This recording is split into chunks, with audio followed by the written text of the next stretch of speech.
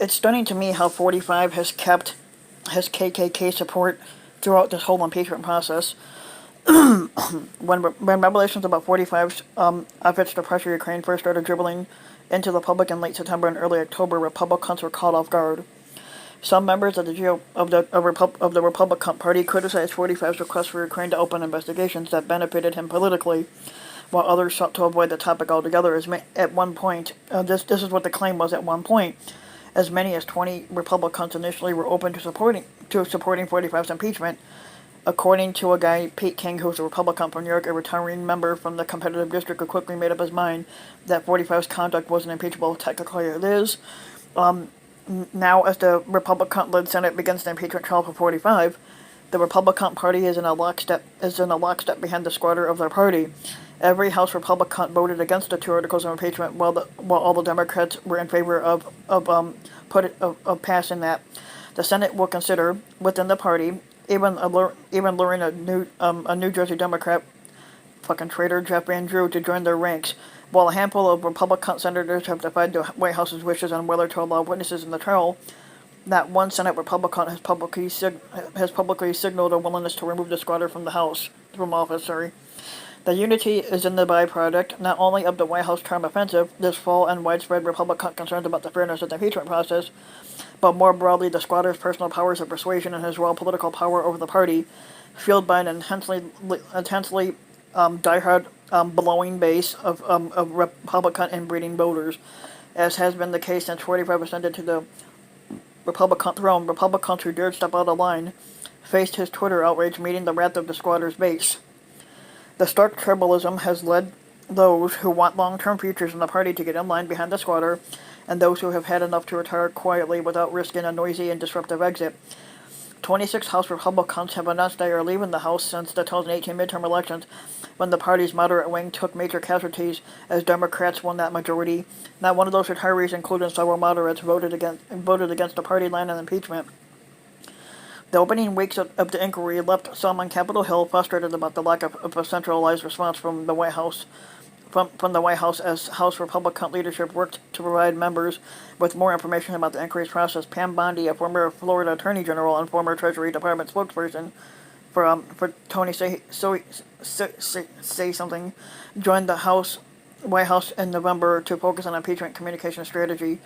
There were frustrations on Capitol Hill about the lack of coordination initially and what the messaging and plan was that was solved within a matter of weeks, said Ron Beijing, a former spokesperson for House and Senate Republican leadership who is close to the White House. The White House began courting Republican members of Congress, holding a round of lunches at the White House, taking lawmakers on Air Force One, and opening up Camp David for weekend getaways. 45 met with over 120 House Republicans and nearly all 53 Senate Republicans. Republicans also focused their fire on how Democrats were proceeding with the impeachment inquiry, recasting the investigation as a familiar bipartisan conflict. Francis Rooney, a moderate Republican from Florida, announced his plan to retire in October, one day after criticizing the White House for its interactions with Ukraine, but he stuck by with the squatter on the House's impeachment votes, and he said the speed with which Democrats pursued the inquiry rubbed them the wrong way.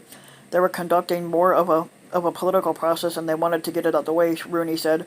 There were several people like me who thought it was disturbing but didn't rise to the level of impeachment. Democrats said they were following precedent for the process and dismissed Republican criticism as intended to distract from the underlying substance. This had absolutely nothing to do with politics, House Speaker Nancy Pelosi, who's a Democrat from California, said in December.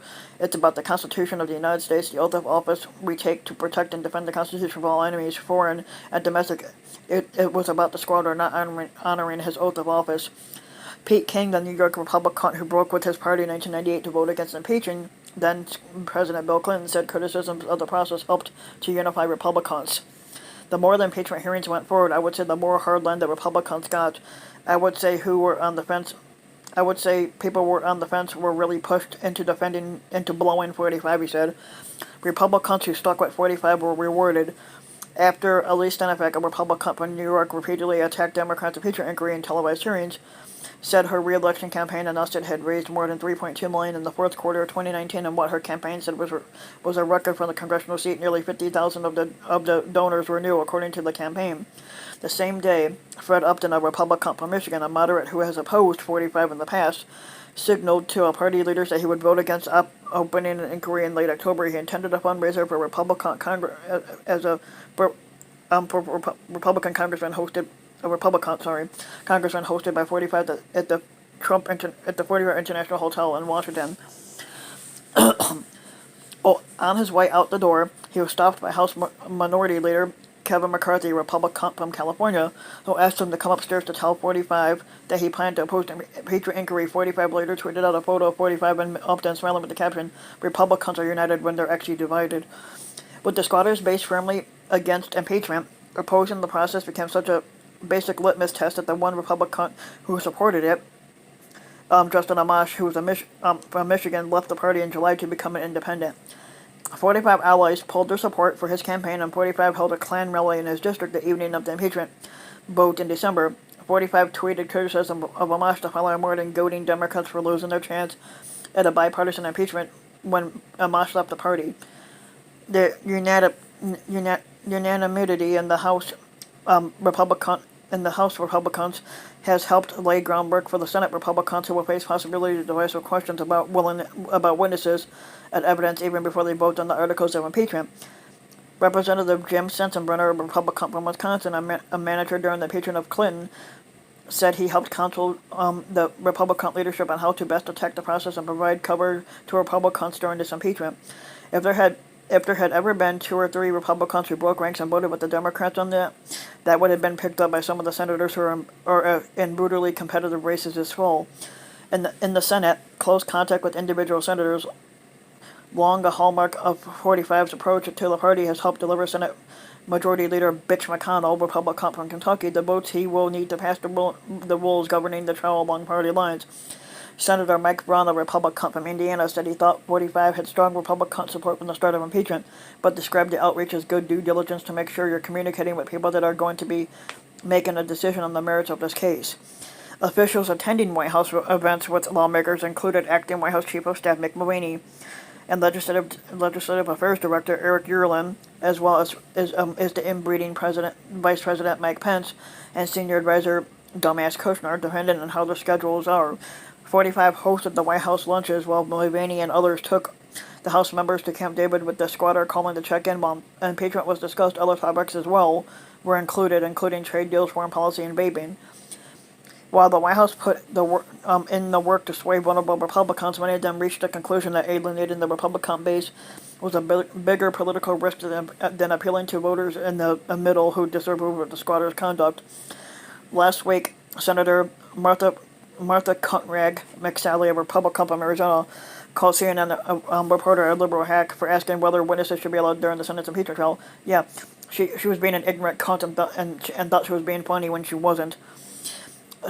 And won a favorable tweet from the 45 campaign soliciting donations for her tough election in a purple state this year. Even in competitive states, there is little incentive to break with the squatter, said former Republican Carlos Curbelo, who lost his South Florida district in the 2018 midterms to a Democrat, which was a good thing. If a member broke with the squatter on this issue, he added they'd be shouted out at in public, at post in restaurants, the gym, and people would be very angry.